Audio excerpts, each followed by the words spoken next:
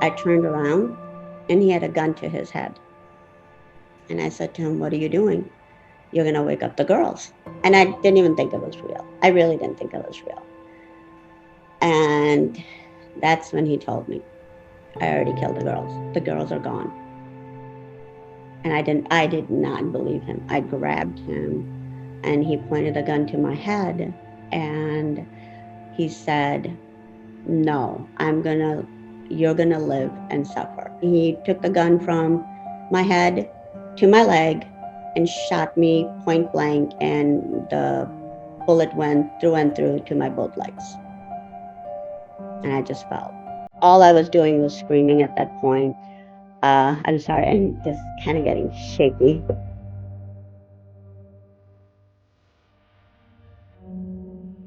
When he shot me, that's when I realized the girls were gone. I just knew they were gone. Because till then, I thought it was a fake gun. I didn't think he actually did it, even though he said it. But when that gun went off, I knew he did it.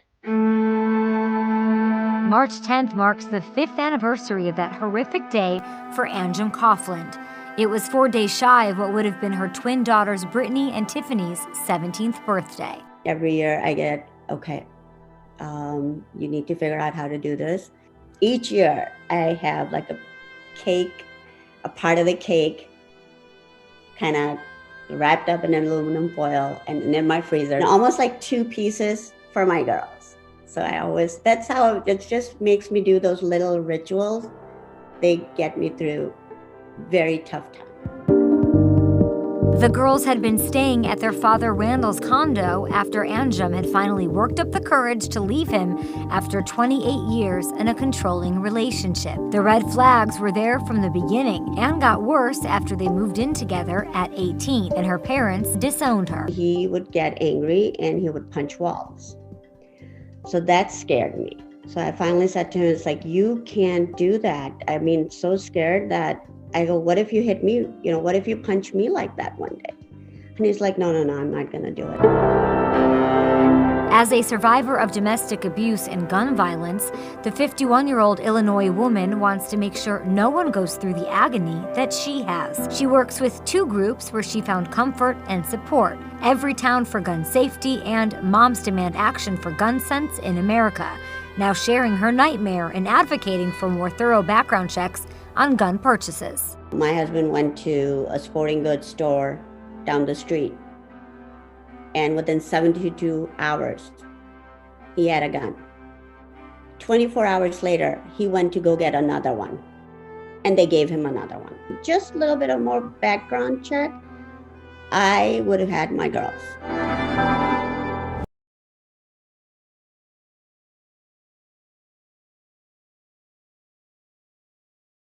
St. Charles, Illinois, a quiet suburban community, became the backdrop to an unthinkable tragedy. On March 10, 2017, the lives of Randall Coffland, his estranged wife Anjum Coffland, and their 16-year-old twin daughters Tiffany and Brittany would be forever changed.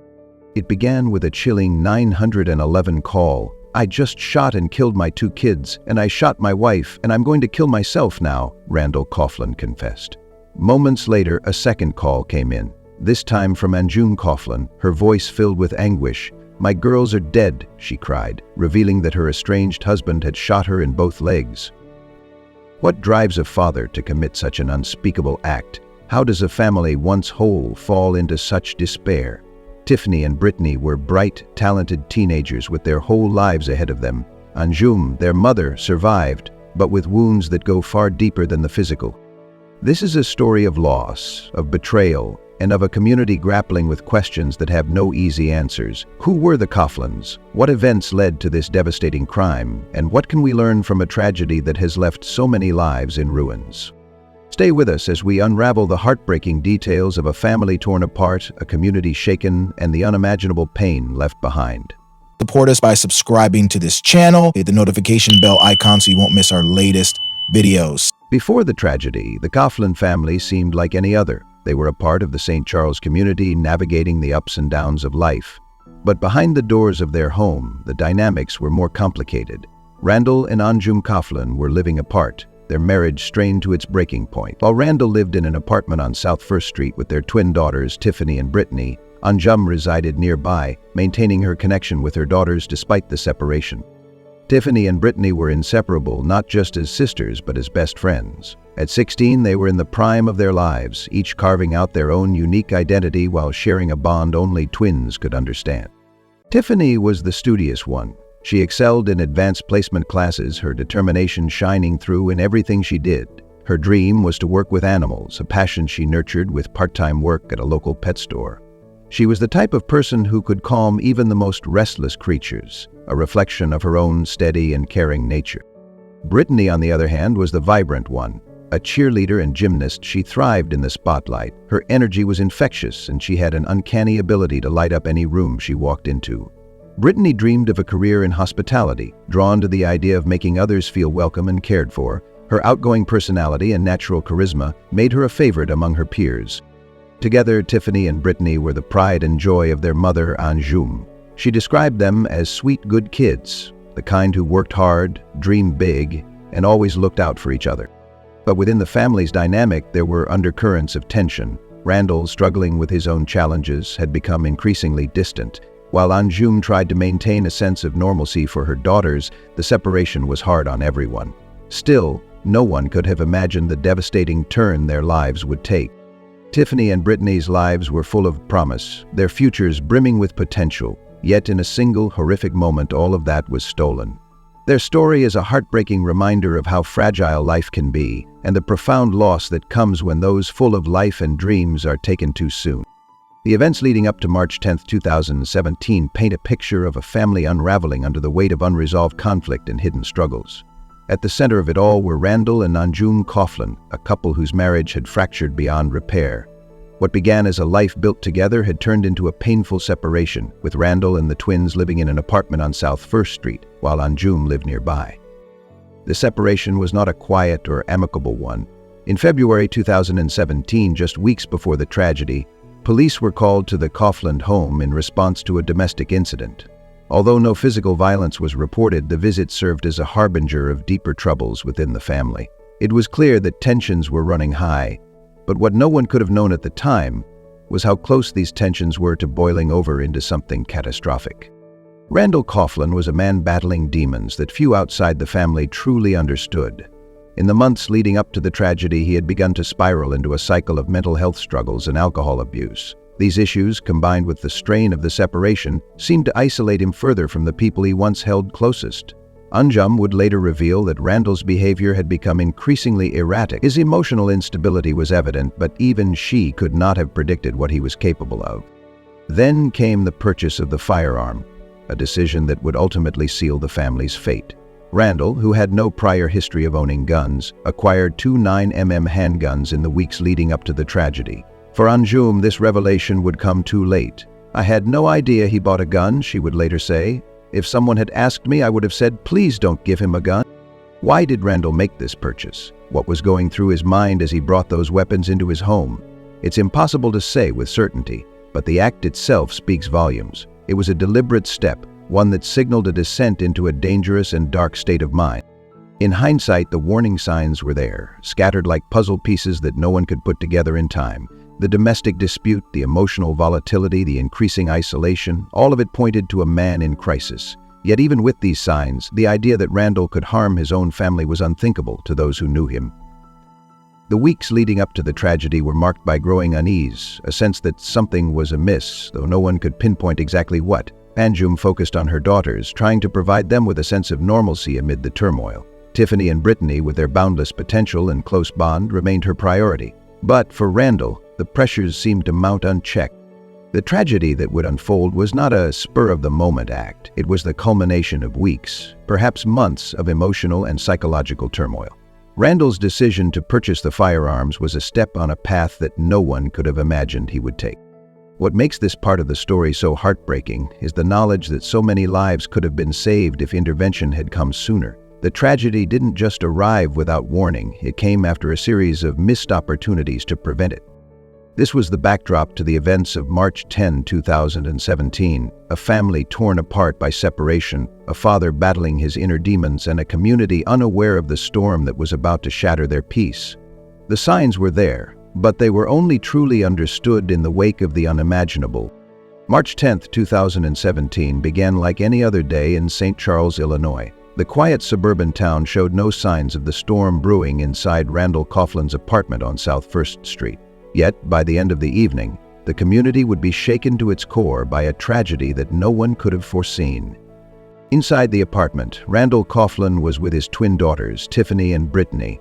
The details of their final hours together remain unclear, but what followed would leave a permanent scar on those who knew them. At some point that day, Randall made a decision, one that would forever change the lives of everyone connected to the family.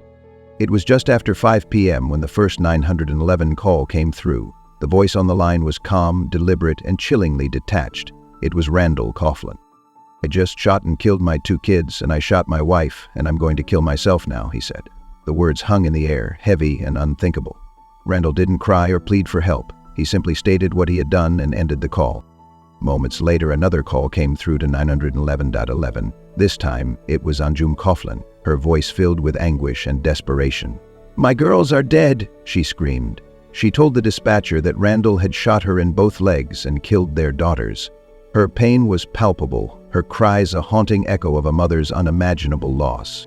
Police raced to the scene, their sirens cutting through the stillness of the evening. When they arrived at the apartment, the true horror of what had transpired became evident. Inside, they found the bodies of 16-year-old Tiffany and Brittany, each killed by a single gunshot wound to the head. Their lives, so full of promise and potential, had been cut short in an instant. In another room, they found Randall. He had followed through on his words, taking his own life with the same weapon he used to kill his daughters. 2 9mm handguns were recovered from the scene, one near Randall's body and the other in a closet. Amid the devastation, there was one survivor. Anjum Coffland was found with gunshot wounds to her legs. She was conscious, but in excruciating pain, both physically and emotionally. Emergency responders quickly transported her to Northwestern Medicine Del Nor Hospital, where she was treated for her injuries. The apartment, once a home for a father and his daughters, had become a crime scene. For the officers on site, it was a harrowing experience. Some of them were parents themselves, and the sight of 2 teenage girls, their lives stolen by the very man who was supposed to protect them, was almost too much to bear. As news of the tragedy spread, shockwaves rippled through the community. Friends, neighbors, and classmates struggled to process the horror of what had happened. How could a father commit such an unthinkable act? What led to this devastating moment? For Anjum, the pain of that day would never fade. In a matter of moments, she had lost her daughters, the center of her world. She had faced an attack that could have taken her life as well, and she was left to carry the weight of surviving a tragedy that defied all understanding. The events of March 10, 2017 marked a dark chapter in the history of St. Charles. What happened inside that apartment was more than a family tragedy. It was a heartbreak that would leave an indelible mark on everyone who heard the story. The lives of Tiffany and Brittany were over far too soon, and their mother's life was forever changed. As the investigation began, one question loomed over everything. Why? What drove Randall Coffland to commit such a horrific act? The answers, though elusive, would only deepen the sadness surrounding this unimaginable loss. The tragedy that unfolded on March 10, 2017 didn't just devastate the Coffland family. It sent shockwaves through the entire St. Charles community. A town that prided itself on its tight-knit neighborhoods and peaceful way of life was now grappling with the aftermath of an unimaginable loss. Word spread quickly, leaving friends, neighbors, and classmates stunned. How could something so horrific happen here, in a place where families felt safe and life moved with quiet rhythm? The news of Tiffany and Brittany's deaths, along with the circumstances surrounding them, was incomprehensible. Parents hugged their children a little tighter, teenagers struggled to process the loss of their friends, and the entire town found itself united in grief. Tiffany and Brittany weren't just names in the news, they were vibrant young girls known and loved by many. At St. Charles East High School, where they were students, the halls were filled with sorrow. Classmates shared memories of Tiffany's quiet determination and Brittany's infectious energy. Teachers spoke of their bright futures, and friends recalled their close bond as twins who were inseparable both in and out of school. The outpouring of love and support for the Coffland family was immediate and heartfelt. The community rallied together, organizing a candlelight vigil to honor the memory of Tiffany and Brittany. On a chilly evening, hundreds of people gathered in the town square, their faces illuminated by the soft glow of candles. The vigil was a somber yet beautiful tribute. Friends, neighbors, and classmates stood shoulder to shoulder, united in their sorrow and their resolve to remember the girls. The flickering candles seemed to represent the light that Tiffany and Brittany had brought into the lives of those who knew them. As their favorite songs played softly in the background, people shared stories that painted a picture of who the twins were: kind, driven, and full of life. Anjum Coffland attended the vigil, despite the pain of her injuries and the weight of her loss. She stood surrounded by friends and family, her face etched with grief. Though her daughters were gone, the love and support from the community served as a reminder that she wasn't alone in her mourning. One by one, classmates and teachers stepped forward to speak. A cheer teammate of Brittany's tearfully recounted how Brittany's energy could lift anyone's spirits, even on the hardest days. A classmate of Tiffany's talked about her passion for animals and how she dreamed of making the world a better place. As each story was shared, the depth of the loss became even more apparent. Beyond the vigil, support for the family continued to pour in. Flowers, letters, and cards were left outside the Coffland home, creating a makeshift memorial for Tiffany and Brittany. People who had never met the family felt compelled to reach out, leaving messages of love and prayers for healing. But the grief extended beyond personal loss. It also brought a sense of collective reckoning. For many in St. Charles, the tragedy felt like a shattering of innocence. It was a reminder that even in the safest of places, unthinkable acts could occur. Yet, in the midst of their sorrow, the community found strength in each other. The loss of Tiffany and Brittany became a shared burden, and the town's unity in the face of heartbreak was a testament to the love they had inspired. The candlelight vigil, the tributes, and the unwavering support for Anjum reflected a community that refused to let the memory of the twins fade. As days turned into weeks, the people of St. Charles continued to honor Tiffany and Brittany in their own ways. Teachers encouraged students to channel their grief into kindness and creativity. Friends shared photos and stories on social media, ensuring that the twins' legacy would live on. And in the hearts of everyone who knew them, Tiffany and Brittany remained a source of light, even in the darkest of times. The tragedy was a wound that would take time to heal, but the community's response proved that even in the face of immense sorrow, love and compassion could shine through. Tiffany and Brittany were gone, but their impact on those who loved them would endure forever. For Anjum Coffland, the loss of her twin daughters was a pain that words could never fully capture. Tiffany and Brittany were her pride and joy, and in a single moment they were taken from her by the very person she once trusted most. Surviving that horrific day left her with deep physical scars and emotional wounds that would never truly heal. Yet, in the midst of her grief, Anjum made a decision. She would channel her pain into action, determined to prevent another family from enduring the kind of tragedy that shattered hers. Anjum's journey into advocacy began with a single devastating question: how could this have happened? Her estranged husband, Randall, was a man struggling with mental health issues and alcohol abuse. He was a man who should never have had access to a firearm. Yet, in the weeks leading up to the tragedy, Randall legally purchased 2 handguns without any obstacles. For Anjum, this fact was both incomprehensible and enraging. "I had no idea he bought a gun," Anjum later said. "If someone had asked me, I would have said, 'Please don't give him a gun.'" Those words became the foundation of her advocacy. She knew that if stricter laws had been in place, laws requiring extended waiting periods, mandatory mental health evaluations, and references from people who knew the purchaser, Randall might never have been able to carry out the unthinkable. Determined to make a difference, Anjum joined forces with organizations dedicated to gun safety. She became an active member of Moms Demand Action and Everytown for Gun Safety's Survivor Network, lending her voice and her story to a movement that sought to save lives. Through these organizations, she found a community of survivors who understood her pain and shared her mission. Together, they worked to bring attention to the urgent need for stronger gun control measures.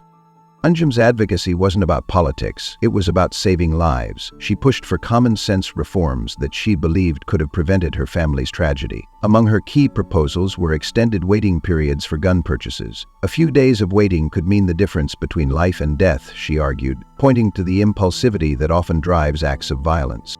She also called for mandatory mental health evaluations for anyone seeking to buy a firearm. For Anjum, this measure was deeply personal. Randall's struggles with mental health were no secret, and she believed that a thorough evaluation might have flagged him as someone who posed a danger to himself and others. Guns and untreated mental health issues are a deadly combination, she said.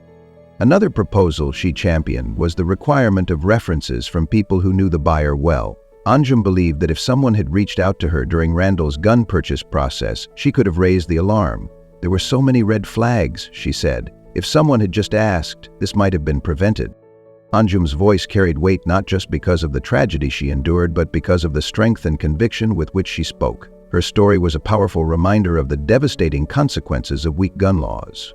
At rallies, in interviews, and during legislative hearings, she shared her pain and her hope for change. "This isn't about taking away protection," she said. "It's about keeping guns out of the hands of people like Randall." Her advocacy resonated with many, sparking important conversations about the intersection of gun violence and domestic abuse. Anjum highlighted the often overlooked reality that access to firearms increases the risk of deadly outcomes in volatile domestic situations. "If we don't address this, we're failing families like mine," she said. Anjum's journey was not an easy one. Each time she told her story, she relived the worst day of her life. But for her, the pain of revisiting that day was worth it if it meant saving even one life. Her daughters, Tiffany and Brittany, were her driving force. "I couldn't protect them that day," she said, her voice breaking. "But I can fight for them now. I can fight for every child, every family, to make sure this doesn't happen again." Through her tireless efforts, Anjum Coffland became a beacon of hope and strength. She turned her unimaginable loss into a call for action, showing the world that even in the face of profound grief, change is possible. Her daughter's memory lived on, not just in the hearts of those who loved them, but in the laws and conversations her advocacy inspired. Anjum's story reminds us all of the power of resilience and the importance of using our voices to demand a safer, more compassionate world. For her, the fight continues, a fight to honor Tiffany and Brittany, and to ensure that their loss was not in vain. In the years since that devastating day, Anjum Coffland has often reflected on the lives of her daughters, Tiffany and Brittany. She remembers their laughter, their bond, and the dreams they carried. But those memories, once a source of joy, now come with the unbearable weight of knowing she will never see them grow, achieve their goals, or simply exist in the world. "There's no way to describe the pain," she once said. "It's like a part of me is missing, and nothing can ever fill that void." Her daughters were her world, and their loss has left her navigating an endless sea of grief. Even in moments of quiet, the absence of their voices is deafening. Yet, Anjum has refused to let her sorrow define her entirely. Instead, she has channeled it into a purpose, one that she hopes will honor her daughter's memory and create meaningful change. The tragedy that took Tiffany and Brittany's lives has become a catalyst for deeper conversations about gun violence and domestic situations. For Anjum, the issue isn't just about gun control, it's about recognizing the warning signs of escalating domestic disputes and intervening before they turn deadly. "There were so many points where someone could have stepped in," she has said. "If even one thing had been different, maybe my girls would still be here." The broader implications of the Coffland family tragedy are impossible to ignore. It highlights the deadly intersection of mental health struggles, domestic violence, and access to firearms. Studies show that the presence of a gun in a domestic violence situation increases the likelihood of a fatal outcome by 500%. Anjum's story is a grim reminder of how urgently these issues need to be addressed. Through her advocacy, Anjum has worked tirelessly to bring these conversations to the forefront. She speaks openly about the red flags she wishes she had recognized, urging others to take action when they see similar signs. Her message is clear: domestic violence is not a private matter, it's a community issue, and lives depend on our willingness to confront it. The St. Charles community, too, has felt the ripple effects of the tragedy. What happened to the Coffland family was a wake-up call, a stark reminder that even in places where people feel safe, violence can strike without warning. In response, local organizations have partnered with Anjum to raise awareness about gun safety and domestic violence prevention. Schools have implemented programs to teach students about healthy relationships and conflict resolution. Community leaders have hosted forums to discuss the importance of addressing mental health issues and ensuring that those in crisis have access to help, not weapons. These efforts are small steps, but they represent a commitment to change, a commitment inspired by Tiffany and Brittany. Anjum's journey has not been an easy one. Every speech she gives, every event she attends, requires her to relive the worst day of her life. But she does it because she believes in the power of her daughter's legacy. Tiffany and Brittany were kind, loving, and full of hope, she says. If their story can save even one life, then their loss won't be in vain. Her work has already made an impact. Lawmakers have taken notice of her advocacy, and several have cited her story when pushing for stronger gun control measures. While progress is slow, Anjum remains steadfast, knowing that change takes time. But beyond the policies and the advocacy, there's a more profound message in Anjum's reflections. It's a message about resilience in the face of unimaginable loss, about finding purpose amid pain, and about the enduring power of love. Tiffany and Brittany may no longer be here, but their spirit lives on in their mother's fight for a safer world. The Coffland tragedy has left an indelible mark, not just on those who knew the family, but on everyone who has heard their story. It serves as a reminder of the devastating consequences of inaction, the importance of vigilance, and the need to address the root causes of violence before it's too late. Anjum often ends her speeches with a simple plea: talk to your loved ones, ask the hard questions, take the extra step to protect each other. We owe it to ourselves, and we owe it to those we've lost. As the community continues its efforts to promote awareness and prevention, Anjum's voice remains a guiding light. Her reflections are a testament to the strength of a mother's love and her determination to turn heartbreak into hope. For Tiffany and Brittany, for every family affected by gun violence, and for the future, Anjum continues her fight, ensuring that their story will never be forgotten. The tragedy that struck the Coffland family on March 10, 2017, will forever remain etched in the hearts of those who knew them and the broader St. Charles community. A father's unthinkable act shattered a family, ended the bright futures of two young girls, and left a mother to carry the weight of unimaginable loss. Tiffany and Brittany Coffland, just 16 years old, were vibrant, kind, and full of promise. Their lives were stolen in an instant, leaving a void that can never truly be filled. For Anjum Coffland, the pain of that day is a constant presence. She wakes each morning to the reality that her daughters are gone, but she has chosen to honor their memory in the most powerful way possible, by fighting for change. Her journey from grief to advocacy has turned a deeply personal tragedy into a call for collective action, shining a light on the critical need to address gun violence and domestic abuse. This story is a stark reminder of the dangers posed by the intersection of mental health struggles, domestic disputes, and access to firearms. It's a reminder that these issues are not isolated incidents, but part of a broader societal challenge that demands our attention. The Coffland family story speaks to the urgency of creating systems that prioritize safety, accountability, and prevention. As a community, St. Charles came together in the wake of this tragedy, showing resilience and compassion in the face of heartbreak. Through candlelight vigils, shared memories, and ongoing advocacy, they have ensured that Tiffany and Brittany's legacy lives on. Their lives, though tragically cut short, have inspired conversations and actions aimed at preventing similar tragedy. Anjum's work, alongside organizations like Moms Demand Action and Everytown for Gun Safety, continues to push for meaningful reform. From extended waiting periods to mental health evaluations and stricter gun purchasing requirements, these measures are not about taking away rights, but about saving lives. The Coffland family's story compels all of us to reflect on what we can do to prevent such devastating losses. It challenges us to ask hard questions. Are we paying attention to the warning signs of domestic violence? Are we advocating for policies that prioritize safety? Are we supporting survivors and fostering a culture where seeking help is encouraged rather than stigmatized? To those watching, this story is more than just a recounting of a tragedy. It is a call to action. There are countless ways to make a difference, from supporting local organizations and advocating for stronger legislation to simply reaching out to those in your life who may be struggling. Change begins with awareness, but it requires action to take root. Tiffany and Brittany deserved a future, a chance to achieve their dreams, to grow and to thrive. While their lives were tragically cut short, their story has the power to inspire a safer, more compassionate world. Anjum's courage and resilience are a testament to the strength of a mother's love and her determination to ensure that no other family has to endure the pain she has faced. As we close this chapter, let us remember the Coffland family, not just for their tragedy, but for the lessons their story teaches us. Let us honor Tiffany and Brittany by committing to action, to awareness, and to fostering a world where safety and love prevail over violence and despair. Thank you for watching, and please consider supporting organizations and initiatives that work tirelessly to address these critical issues. Share this story, start conversations, and be a part of the change. Together, we can create a future where no family has to experience such a heartbreaking loss. We also want to hear from you. Have you or someone you know been impacted by similar challenges? What are your thoughts on the issues raised in this story? Leave a comment below and share your perspective. Your voice matters, and your experiences can help foster a deeper understanding of these complex and critical issues.